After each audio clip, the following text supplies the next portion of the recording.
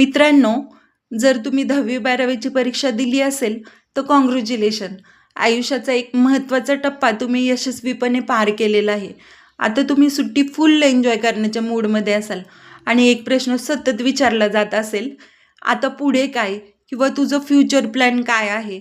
तर मित्रांनो, इमॅजिन करा, सुट्टी एन्जॉय करत-करत जर तुम्ही एखादं स्किल शिकलात आणि त्या स्किलमधून फ्रीलान्सिंग किंवा पार्ट टाईम वर्क करून तुम्ही इन्कम जनरेट करायला सुरुवात केली, तर तुम्हाला आवडणार आहे का?